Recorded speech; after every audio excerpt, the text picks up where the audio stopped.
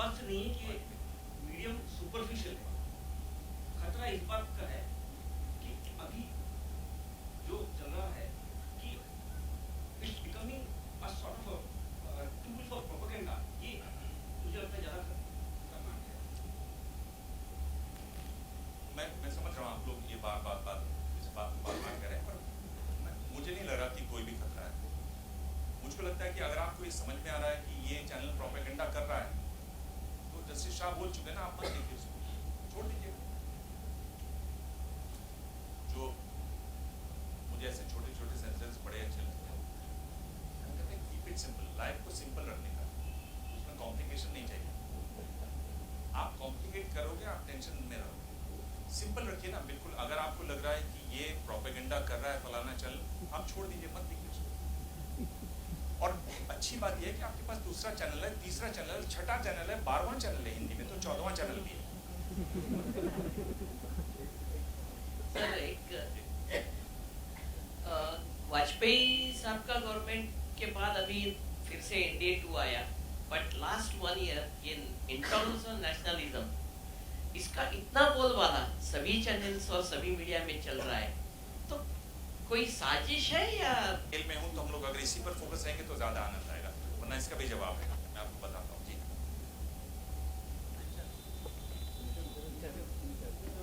मेरा नाम सत्यम श्रीवास्तव है, मास्टर ऑफ जर्नलिज्म का फाइनल ईयर का स्टूडेंट। और क्वेश्चन मेरा है, जैसे इंटॉलरेंस, नेशनलिज्म और मीडिया लिखा गया है, तो सबकी अपनी अपनी डेफिनेशन है।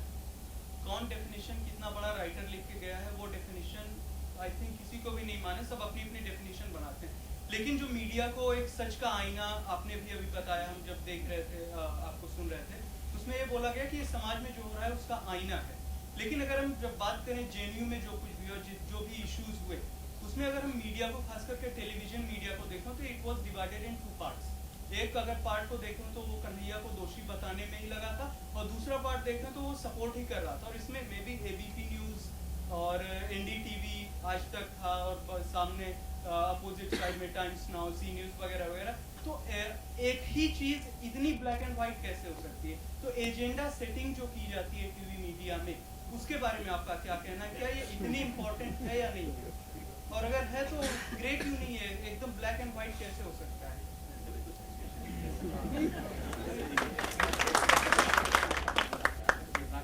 देखिए, आप चूंकि टेलीविजन, आप चूंकि स्टूडेंट हैं, मैं आपसे एक सवाल पूछ रहा हूँ।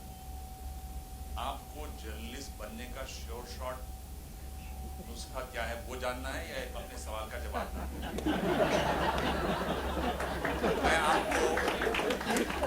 मैं आपको मुझे लगता है कि मैं आपको बताना चाहूंगा कि आप किस नुस्खे से जरूर जर्नलिस्ट बन सकते हैं। नहीं और सर, मैं यहाँ जब मैं आया था तो मुझे बताया गया था कि बहुत सारे नए स्टूडेंट्स भी आएंगे, तो मेरा एक फॉर्मूला है जर्नलिस्ट बनने का। और अगर आप 3 साल तक उसको अप्लाई करेंगे और आप जर्नलिस्ट न बने, तो आप मेरे पास आइए, मैं आपको नौकरी दूंगा। आप लोगों को वो जानना है कि इस सवाल का जवाब जानना है।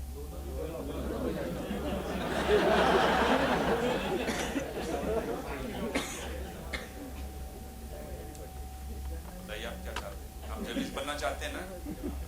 तो आपको तब तो आपको सही चुनना। जर्नलिस्ट बनने का नुस्खा आई थिंक मैं जब पढ़ रहा हूँ तो मैं सीख लूंगा समय के साथ से। सवाल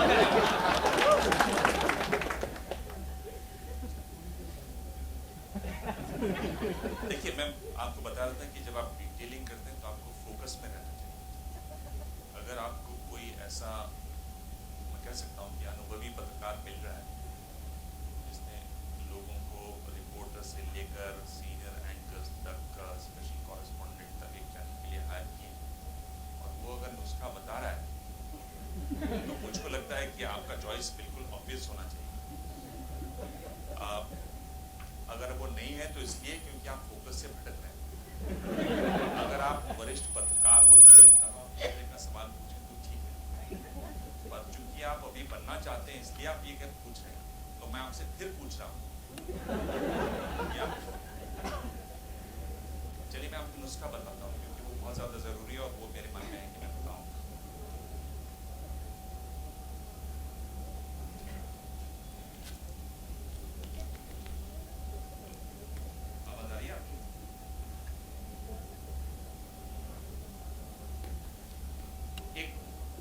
बहुत बुजुर्ग पत्रकार है, अब नहीं है वो, खुशवंत सिंह, इलस्ट्रेटेड वीकली जो पत्रिका थी उसके संपादक है। तो राजीव में एक बार उनको मिलने गया और मेरे ख्याल से 70 के हो चुके थे वो। तो वो एक बड़े से रजिस्टर में कुछ लिख रहे थे। मैंने कहा आप कोई कहानी लिख रहे हैं? बोले नहीं। मैंने कहा आप क्या लिख रहे हैं? उनके पास रजिस्टर्स थे जिसमें वो दिन की कोई भी खबर में अपडेट हुई हो जिनको वो फॉलो कर रहे हैं उस पर नोट्स लिखते थे। अगर जितने भी यहाँ नए पत्रकार बैठे हैं, मैं आपको एक चीज बताता हूँ कि आप एक डायरी बनाइए, उसमें 3 चीजें रोज लिखिए, नई चीजें।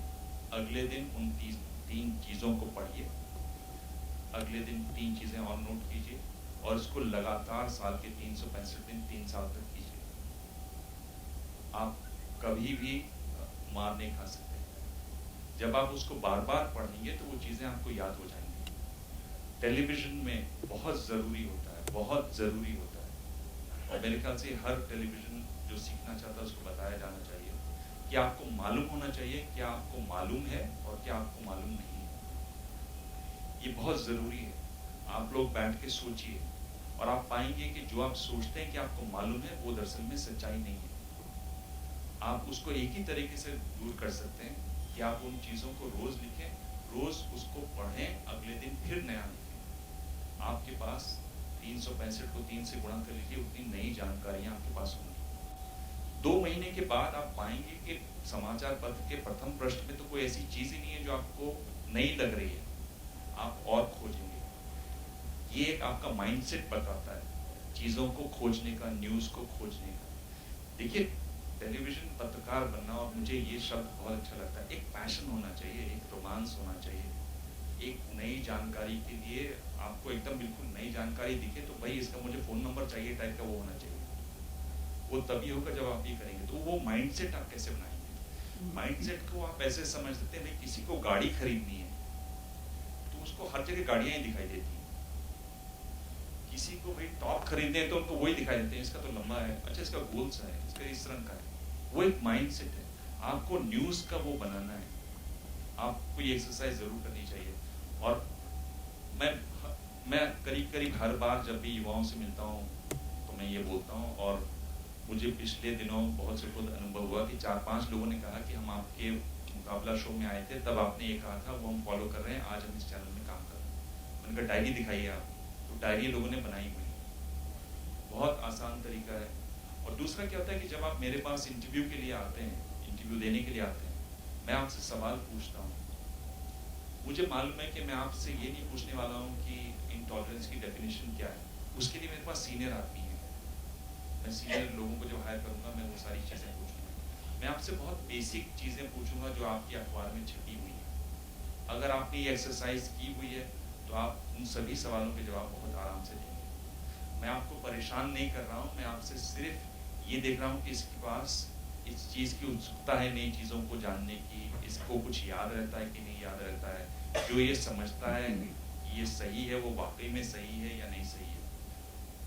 कई बार हम लोग उनको क्वेश्चन करते हैं तो लोग कहते हैं हमें ऐसा लगता है सर। आपको क्या लगता है नहीं लगता उसको कोई फर्क नहीं पड़ता। सच्चाई सच्चाई है। मुझे ऐसा लगता है कि इतना है, आपके लगने की कोई कीमत नहीं है। तो ये जानना बहुत जरूरी है। ठीक बता? एक है कि टेलीविजन का जन्म ही प्रोपोगंडा के लिए पूंजीवादी लोगों ने किया। बीच में आप खबर पढ़ते हैं, बेसिकली वो ऐड के लिए चलता है। तो और एक पर्दे पर पूरा देश का राजकारण, इंटरनेशनल राजकारण लाने की कोशिश है, लेकिन उसके पीछे प्रोपोगंडा।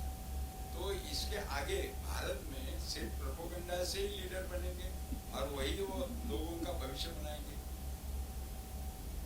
क्या कुछ बेसिक चीजें हैं? नेशनलिज्म का मतलब क्या है?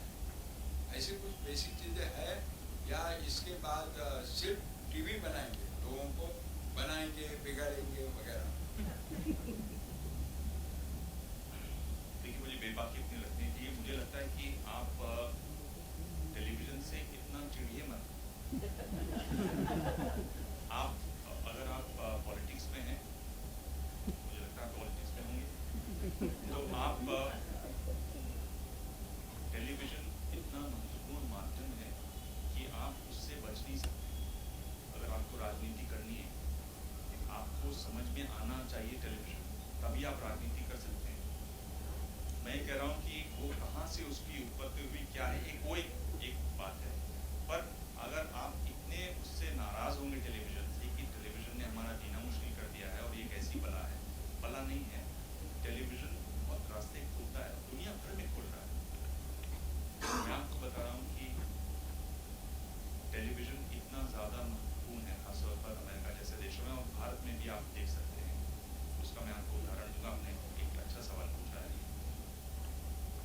अमेरिका में जो 60 में चुनाव होते थे, जब टेलीविज़न के शुरुआती दिन थे, राष्ट्रपति चुनाव में प्रेसिडेंट की जो बाइट, जो एक साउंड बाइट होती थी, जो एक कथन होता था, उसकी ड्यूरेशन होती थी करीब 47 सेकेंड। 47 सेकेंड। आप 47 को 3 से गुणा कीजिए, इतने शब्द आपको बोलने हैं। वो आपको तय करेगा आप राष्ट्रपति बन रहे हैं कि नहीं बन रहे हैं। वो घटकर पिछले चुनाव में आ गई थी 7 सेकेंड। 21 शब्दों में आप अपनी बात कह रहे हैं तो लोगों के भेजे में जा रही है। वरना वो तो व्हाट्सएप कर रहा है, उसको खेलने जाना है, उसको दूसरा कोई बुला रहा है। तो ये आपको समझने की जरूरत है। टेलीविजन, आप कहते हैं कि टेलीविजन सिर्फ प्रोपेगेंडा के लिए बना था, मुझको लगता है कि बहुत फिर आप सरलीकरण कर रहे हैं उसका। ऐसा नहीं है। अगर सिर्फ प्रोपेगेंडा करने के लिए होता तो लोग नहीं देखते, लोग और भी चीज़ें देख सकते हैं, सीधा एंटरटेनमेंट देख सकते हैं। उनको कुछ ना कुछ मिलता है जो जिसकी वजह से वो डरते हैं, बार बार लौट कर आते हैं कि भाई राजीव का ये देखना ही देखना है, जो उनको मिलता ज़रूर है।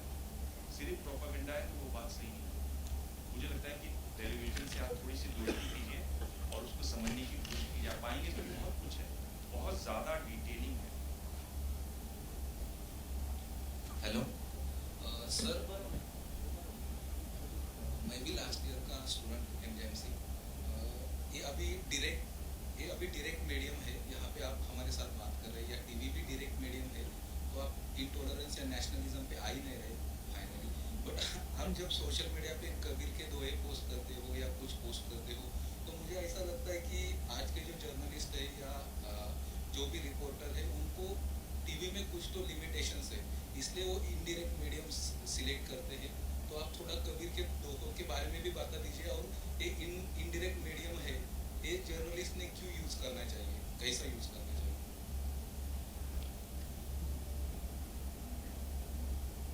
देखिए, चूंकि आप ये सार्वजनिक सभा में तो वो नहीं हो सकता, वरना तो मैं आपसे 1 to 1 सीधा संवाद करता कि आपको ऐसा क्यों लगता है। कबीर की आपने बात की, मुझे लगता है कि कबीर आज बहुत ज़्यादा रेलिवेंट हैं। दूसरा, आप जब इस तरह से बात करते हैं और आप जर्नलिज्म के स्टूडेंट हैं, तो मुझे थोड़ी सी हैरानी होती है, क्योंकि आप सीधा कह रहे हैं कि मैं सिचुएशन को देखकर कबीर के दोहे करता हूँ, क्योंकि मैं सीधा कुछ कहने से डरता हूँ। तो मुझे लगता है कि इसमें कतई सच्चाई है। मुझको इससे परेशानी है कि आप चूंकि स्टूडेंट, इसलिए मैं आपको खुल के कह सकता हूँ कि आपकी ये सोचने की, आप कैसे ये सोच सकते हैं, और ये सोचने के बाद आपको क्या चीज़ है जो हिम्मत देती है कि आप इसको बोल भी सकते हैं। मतलब फिर आपके सोचने में मुश्किल है। क्या आप मुझे इतना जानते हैं? क्या आपके पास ये जानकारी है? अगर नहीं है तो आप इस तरह से आक्षेप कैसे किसी पर लगा सकते हैं? मुझे एक सुनिए, क्योंकि मैं इस समय मूड में हूँ। देखिए, जब गाना गाते हैं लोग, बाल गंधर्व जब गाते हैं, जब वो तान लगाते हैं, उसको खो जाते हैं, क्योंकि वो गाना उनकी साधना रही है। मैं आपको कुछ बोल रहा हूँ तो मैं उसमें खोया हूँ, उसमें आपको मौका मिलेगा आप कहना चाहेंगे। मैं ये कह रहा हूँ कि आप ये एज्यूम कर लेते हैं। अगर आप किसी चीज़ को एज्यूम कर लें, मैं अगर आपसे पूछूं आपको कैसे मालूम है, आप बोलेंगे नहीं मुझे ऐसा लगता है, ये कहेंगे आप। मैं आपसे अभी बता चुका हूँ, इसका मतलब मेरे कहने का कोई असर नहीं हुआ कि आपको क्या लगता है, नहीं लगता है, उसकी किसी को परवाह नहीं है। आपके घर वालों को भी नहीं परवाह होगी आपको क्या लगता है क्या नहीं लगता है। परवाह किसकी होगी कि सच क्या है ना। इसलिए हम लोग को जानना चाहिए कि क्या मैं जानता हूँ, जो मैं अपने आप को दोहरा रहा हूँ। हर टेलीविजन के स्टूडेंट को ये जानना चाहिए क्या मैं जानता हूँ और क्या मैं नहीं जानता हूँ। आप मुझे नहीं जानते, मैं कहाँ से हूँ आप नहीं जानते हैं। आपने मुझे सोशल मीडिया पर एक आध ट्वीट करते हुए कभी पढ़ा, उससे ज़्यादा नहीं पढ़ा है। दूसरा, आपने मुझे टेलीविजन पर देखा।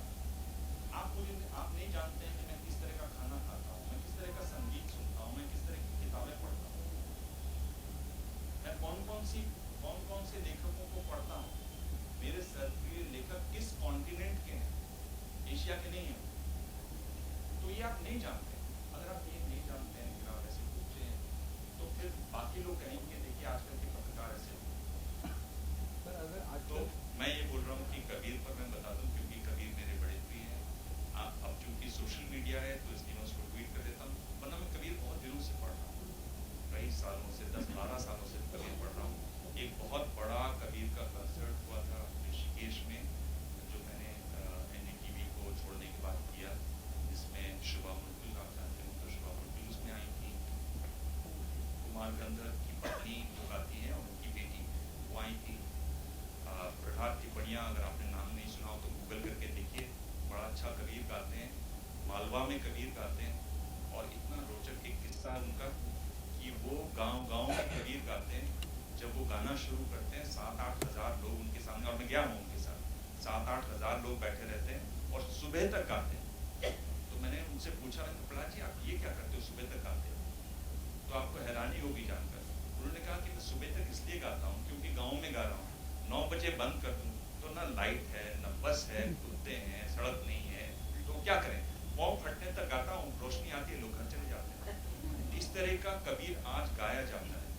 तो प्रहलाद टिप्पणियाँ मेरे साथ थे, बनारस से छन्नूलाल जी मिश्रा थे, तो ये सब इन सब लोगों के साथ मैंने कंसर्ट किया था, बहुत सक्सेसफुल कंसर्ट।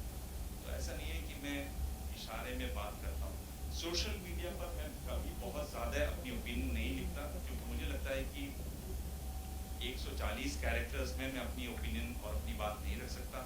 अगर आपको मेरी ओपिनियन चाहिए, मैं कई बार ये लोगों को बता भी चुका हूँ कि अगर आपको मेरी ओपिनियन सुननी है तो मेरा चैनल देखिए। आप बोलना चाहते हैं, बोलिए। एक्चुअली अगर प्रोग्राम का सब्जेक्ट है intolerance, nationalism and the media, और आप बोलते हैं कि आपने कुछ यानी कि असम्पशन नहीं पुट करने का ये किसी भी चीज़ पे, अगर 4 क्वेश्चन इस चीज़ पे आते हैं, intolerance, nationalism and the media, और आप उसको इंटेंशनली उसका आंसर नहीं दे रहे हो, तो अजम्पशन ही करना पड़ेगा ना इस चीज़ पे सर। आप ऐसे तय करेंगे तो नहीं चलेगा ना, फिर आपको इस तरह का जवाब मिलेगा जो आपको मिला। मैं आपसे बोल रहा हूँ कि कोई ये चूंकि 2-3 चीज़ें उन्होंने भी पूछा ये सवाल को, चूंकि मेरे दिमाग में कुछ चीज़ें हैं जो मैं चाहता हूँ कि आप लोग सुने।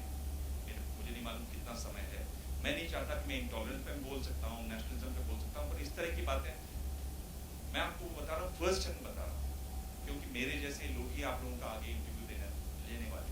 मुझे उसकी ज़्यादा चिंता है, मुझे उसकी ज़्यादा, मैं उसी फोकस में हूँ कि आप जब जाएँ तो मैं आपको क्या, मुझे लगता है कि जो भी यहाँ पर स्टूडेंट होंगे वो आप इस बात को याद रखेंगे कि उसने ये बात कही थी, वो ज़्यादा आपके लिए महत्वपूर्ण है। अरे इंटॉलरेंस पर, नेशनलिज्म पर बात करने के लिए, पढ़ने के लिए बहुत सारी चीज़ें हैं, और आप, मुझे लगता है इसका आपको ज़्यादा लाभ मिलेगा कि एक आदमी जिसने करीब 250 लोगों को नौकरियां दी अलग अलग पौधों पर, वो क्या देखता है वहाँ पर। ये ज़रूर टॉपिक है और मुझे लगता है इसका फ़ायदा आपको लेना चाहिए। मैं तो आपका फ़ायदा कर रहा हूँ, आप मुझसे लड़ रहे हो। ठीक है सर, हम वापस मीडिया पे आते हैं। सर हमने 2-3-4 बात कही, लेकिन मैं और मेरे कुछ साथी भी उससे पूरा सहमत नहीं है। आपने कहा कि लोगों ने चैनल चेंज करना चाहिए, लेकिन मुझे ऐसा लगता है कि लोगों का हक है सच जानने का, और हर चैनल की जिम्मेदारी है कि वो सच देने का। वो अपने कैसे डिसाइड कर सकते हैं कि लोगों को क्या दिखाने का। आगे मेरा सवाल, आगे मेरे, आपने बोला कि न्यूज़पेपर पे इतना 600-1200 वर्ड्स का आर्टिकल आता है, लेकिन मुझे वो शब्दों से ज़्यादा उसका इफेक्ट इम्पोर्टेंट है। टेलीविज़न की जो व्यूअरशिप है वो बहुत ज़्यादा है, लोगों को न्यूज़पेपर का इतना इफेक्ट नहीं होता जितना टीवी का होता है। और आप बोले कि लोगों के पास उनका चॉइस होता है, ये कोई प्रोपोगंडा नहीं है, लेकिन प्रोपोगंडा ही है ना। प्रोपोगंडा क्या होता है, मतलब मेरे अंदाज से कि जिसके ऊपर प्रोपोगंडा हो रहा है उसको मालूम नहीं रहता कि ये मेरे ऊपर प्रोपोगंडा है। उनको झूठ भी बोलेगा तो उनको वही सही लगता है, उनको वो चॉइस ही नहीं रहता। मतलब उनको मालूम ही नहीं रहता हो कि ये झूठ है। अगर आप टीवी से बार बार वो दिखाएंगे तो मेरे जैसे मतलब जो कुछ इसमें आइडियोलॉजिकल जिनको थोड़ा बहुत कुछ समझता है वो दूसरा कुछ पढ़ सकते हैं, मैगजीन पढ़ सकते हैं, बुक्स पढ़ सकते हैं और उससे समझ सकते हैं कि नहीं ये चैनल ने झूठ बोला था, हमने कल से दूसरा चैनल देखना चाहिए इस टॉपिक के ऊपर। लेकिन इंडिया में बहुत ज़्यादा मतलब परसेंटेज में नहीं बोल सकता, लेकिन बहुत ज़्यादा ऐसे लोग हैं कि उनको नहीं मालूम, उनको वो इतना ज़्यादा पढ़ते नहीं है, उनको जो दिखाया जाता है वही वो सच मानते हैं और वही प्रोपेगेंडा है और इसीलिए उनकी वो मानसिकता वैसी बनती है। तो आप कैसे कह सकते कि चैनल चेंज करो? चैनल की कोई जिम्मेदारी नहीं है कि सच दिखाना, लोगों का हक नहीं है कि सच जानना।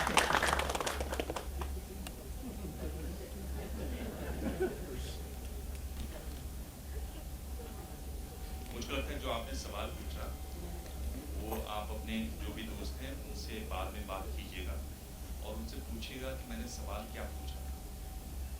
और मैं आपको बहुत गंभीरता से और बहुत संजीदगी से बोल रहा हूँ और उनसे पूछिएगा कि सवाल क्या पूछा था।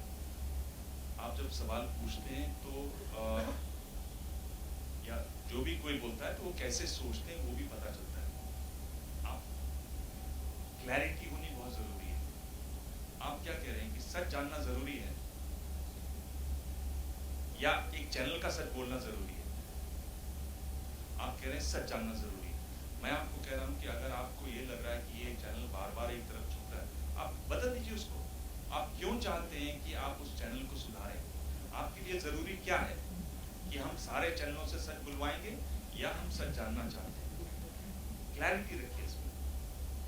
जिस दिन आप इसका जवाब ढूंढ लेंगे आपको परेशानी नहीं होगी।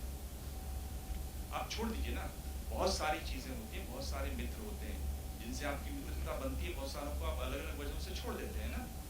आप सबके साथ तो नहीं रहते एक समान, क्यों नहीं रहते? आप वहां तो कोशिश नहीं करते, आप कोशिश करते हैं फिर छोड़ देते हैं। छोड़ने में मुश्किल क्या है? छोड़ दीजिए, बंद कर दीजिए, बदल दीजिए चैनल। मैं आपको बोल रहा हूँ कि मैं जो देख रहा हूँ बहुत साफ दिख रहा हूँ, आपको वो धुंधला दिख रहा है। मैं आपको बता रहा हूँ सांप कैसे देख सकते हैं और इसमें आप मुझसे लड़िए मत। आप कोशिश कीजिए क्योंकि इस समय आपके पास ये मौका है और इन सबका धन्यवाद है कि आपको ये मौका है कि ये कैसे देखता है वो आपको देखने का एक मौका मिल रहा है। इस मौके को आप उस तरह से इस्तेमाल कीजिए। दिबांग जी, आप रोज टीवी चैनल पर आते हैं, अभी जो आपने इन सवालों का कुछ सवालों का जवाब डाला, तो मुझे ये पूछना है आपको कि दिन में आपके सामने ऐसे कितने मौके आते हैं कि आपको सीधा जवाब देना टालना पड़ता है? कि मैं रोज टीवी पर नहीं आता हूँ, मैं एक वीकली शो करता हूँ। नहीं, मेरे लिए बहुत महत्वपूर्ण है ये बात। दूसरा, मैं सवाल टाल नहीं रहा हूँ, मैं आपको सीरियसली बोल रहा हूँ कि जब मैंने वेंकटेश के बारे में पढ़ा और जब मुझे बताया गया कि बहुत यंग एज में गए, मुझे बताया गया कि बहुत श्रम करने वाले थे, बहुत तेवर वाले पत्रकार थे, मेहनत करने वाले पत्रकार थे, तो मुझे लगा कि, और ये मुझे बताया गया, उसमें बड़ा मुझे इंटरेस्ट था कि इसमें नए लोग भी होंगे। मुझे बताया गया कुछ पॉलिटिशियन और दूसरे लोग, सोसाइटी के भी लोग, उन लोग सवाल पूछेंगे, मैं उनके सवाल सीधे दे रहा हूँ। मैं छात्रों से जब बात कर रहा हूँ, आप देखिए, मैंने छात्रों से जब भी बात की तब मैंने कहा आप लोग इस चक्कर में मत पड़ो, और लोग हैं सामने वाले जो इस बारे में बात करेंगे, उनसे संवाद होगा।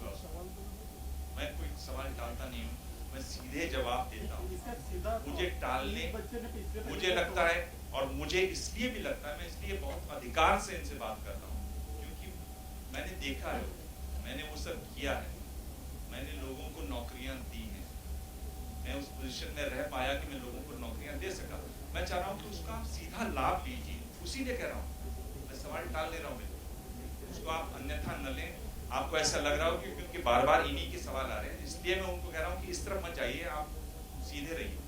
दिबांग जी, नेशनलिज्म यहाँ पे उनके वाजे में नेशनलिज्म के इशू पे हम सब, मतलब चैनल वाले हो, पॉलिटिशियंस हो, स्टूडेंट्स हो या कोई एजेड आदमी हो, ये नेशनलिज्म के इशू पे हम लोग सब एक क्यों नहीं हो जाते हैं। सेकंड क्वेश्चन मेरा ऐसा है कि अगर आपके डिबेट में कोई ऐसा आते हैं जब आपको पता चलता है कि ये झूठ बोल रहा है, पॉलिटिशियन है, कोई प्रशासकीय अधिकारी है या कोई स्टूडेंट्स है, जब आपके डिबेट में मालूम है आपको झूठ बोल रहा है तो आपको गुस्सा आता है उसके ऊपर या नहीं आता? देखिए, गुस्सा आने का बहुत ज़्यादा लाभ नहीं है।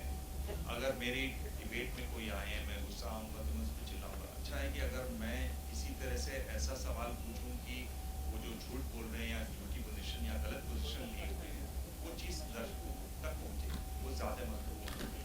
मेरे ख्याल से अगर मैं गुस्सा हो जाता हूँ, चिल्लाता हूँ, देखिए अलग अलग तरीके से करने को, अलग अलग तरीके से लोग एंकर करते हैं, हैंडल करते हैं सिचुएशन को। कई लोग बोल सकते हैं, सीधा चिल्ला सकते हैं, कह सकते हैं आप झूठे हैं। दूसरा, मुझे लगता है अच्छा तरीका ये है कि मैं एक ऐसा सवाल पूछूं जिसमें वो खुद अपने झूठ में फंसते हुए दिखाई दे। एक बात है, नेशनलिज्म पर आप एक क्यों नहीं हो जाते? बिल्कुल एक हो जाना चाहिए। नेशनलिज्म को सब लोग अलग अलग चश्मे से देखते हैं, इसलिए एक हो नहीं पाते। दिबांग जी, आपने कहा कि माध्यम समाज का आईना होता है, तो किस समाज का आईना होता है माध्यम? आपको क्या लगता है किस समाज का माध्यम होता है?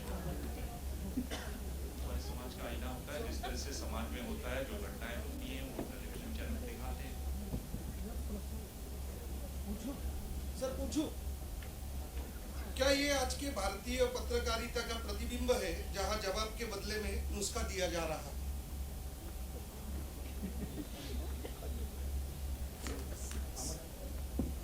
क्या ये, फिर से बताता हूँ, क्या ये आज के भारतीय पत्रकारिता का प्रतिबिंब है जहां जवाब के बदले में नुस्खा दिया जा रहा है? सर, ऐसा आपको लगता है? जवाब तो मिला नहीं सर। किसका? सर, जो उनको जवाब मुझे देना था मैंने दे दिया। और अगर आप इसको प्रतिबिंब मानते हैं, मुझे लगता है कि ये ठीक नहीं है। और मैं अपनी पोजीशन को बहुत साफ कर चुका हूँ और मैं आपको ये भी बता चुका हूँ कि अगर मेरा बायस है यहाँ पर, तो बायस इस बात का है कि मैं चाहता हूँ कि जो युवा यहाँ पर बैठे हुए हैं वो एक सीधी बात जाने, क्योंकि मेरे पास ऐसा बहुत कम मौका मिलता है कि मैं इस तरह से संवाद कर सकूँ। तो मैं बेसिकली संवाद उनसे एक स्थापित करना चाहता हूँ सीधा, और मैं उनको बताना चाहता हूँ कि वो आगे क्या कर सकते हैं। अपन शेवट से मुझे बहुत ज़्यादा, मुझे नहीं लगता कि आप लोग ऐसी सिचुएशन में हैं जब आप खोजना चाहेंगे तो नहीं खोज पाएंगे, चाहे वो नेशनलिज्म की डेफिनेशन हो या इंटॉलरेंस की डेफिनेशन हो। तो मुझे एक तरीके से कहें तो आप लोगों के बारे में बहुत ज़्यादा चिंता नहीं है इस समय। मुझे जो मेरा जो दिल धड़क रहा है वो इन लोगों के लिए धड़क रहा है जो पीछे बैठे। तो अगर आप उसको देखें कि मैं इसको बहाना बना रहा हूँ, आप देखें कि ये प्रतिबिंब है, तो मुझे लग रहा है कि आप एक तरीके से जाति। ठीक है, आखिर के 3 सवाल। जी, एक सवाल था मुझे। आपने दर्शकों की ओर से कुछ जवाब दिए कि रिमोट आपके हाथ में है, ये सब समझा हमें, लेकिन एक सवाल है कि इंटॉलरेंस और नेशनलिज्म इन चीज़ों को लेकर पिछले कुछ दिनों से, एक साल भर से जो सब वातावरण हो रहा है देश में, कुछ मीडिया के ही ऐसे लोग हैं, पर्टिकुलरली फ्रॉम इलेक्ट्रॉनिक मीडिया, कि किसी को रेजिग्नेशन देना पड़ रहा है, ऐसी कुछ चीज़ें हुई है, किनको धमकियाँ आनी शुरू हो गई है, वो अपने ब्लॉग्स पर कुछ लिख रहे हैं। मतलब मैं नाम नहीं लूँगा, आपको पता होगा, जी न्यूज़ के एंकर, एनडीटीवी के एक जाने माने एंकर है। तो ये सब चीज़ें मीडिया तक आप पहुँची है, तो इंटरनली इन चीज़ों को आप एक इलेक्ट्रॉनिक मीडिया पर्सन इतने साल रह चुके हो, कैसे देखते हो? क्योंकि दर्शक तो चेंज कर देंगे, लेकिन इनटॉलरेंस, नेशनलिज्म, ये इश्यूज जब मीडिया को the very motto behind media जो था वो पूरा करने नहीं दे रहे हैं, उस पर रिस्ट्रिक्शन अगर आ रही है, और बड़े बड़े रैशनल जर्नलिस्ट अगर रेजिग्नेशन दे रहे हैं, वो छोड़ रहे हैं प्रोफेशन, तो ये भी चीज़ें अभी होने लगी है।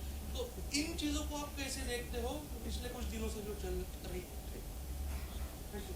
या तो आप लोग बहुत उसको घुमा के देखते हैं, या हो सकता है मैं बहुत चीज़ों को सपाट करके देख लेता हूँ। रमेश कुमार, नहीं सर, मैं जान रहा हूँ किसकी बात कर रहे हैं। मैं आपको कह रहा हूँ कि मुश्किल क्या है उसमें।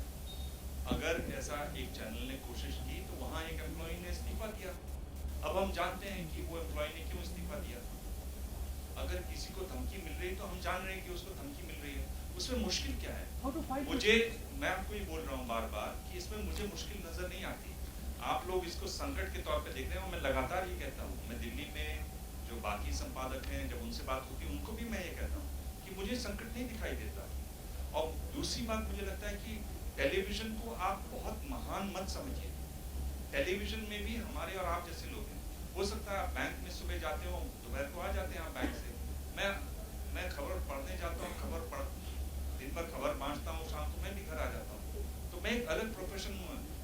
से आप टेलीविजन वालों को एक बड़े पेडिस्टल पे रखते हैं, ये तो टीवी वाले आ गए साहब, ये पहले दिखाई देते।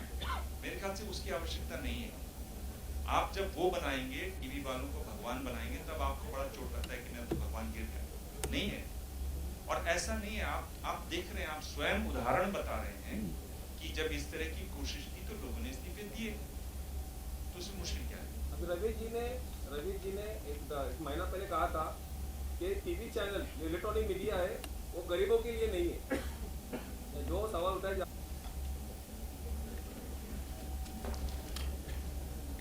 सर देखिए, हम लोग तो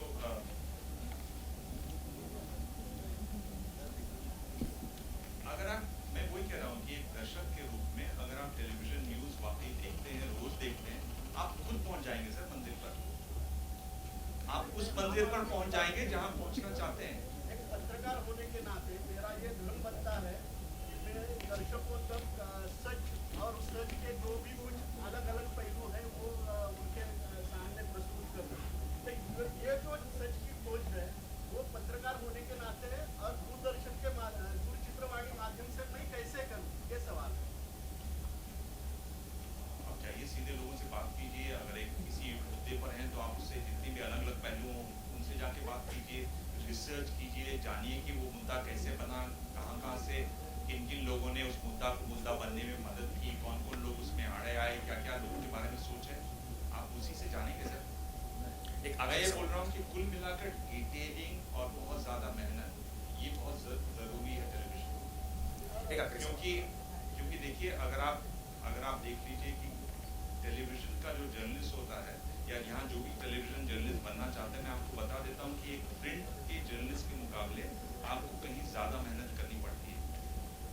अगर AICC की बैठक चलती है, प्रिंट के जो जर्नलिस्ट हैं, तो वो सीनियर जर्नलिस्ट होंगे, वो शाम को किसी नेता से भी फ़ोन करके पूरी खबर ले लेंगे कि क्या क्या हुआ। अगर आप टेलीविजन के जर्नलिस्ट हैं, आप जाएंगे, पहले तस्वीर लेंगे, AICC की बैठक है तो राहुल जी कौन सी गाड़ी में आए, सोनिया जी दूसरी गाड़ी में आए, आप दिन भर वहाँ लगे रहते हैं, कौन निकल कर गया, किसने क्या कहा, आप वो लगातार रिकॉर्ड करते हैं। रिकॉर्ड करके आप ऑफिस में आते हैं, अपनी स्टोरी लिखते हैं, फिर उसको एडिट करवाते हैं, सुपर लगवाते हैं, फिर खत्म होता है। प्रिंट के जर्नलिस्ट फोन करते हैं, टाइप करके कॉपी देते हैं, घर जाते हैं। तो टेलीविजन के जर्नलिस्ट को कहीं ज़्यादा उसके लिए मेहनत करनी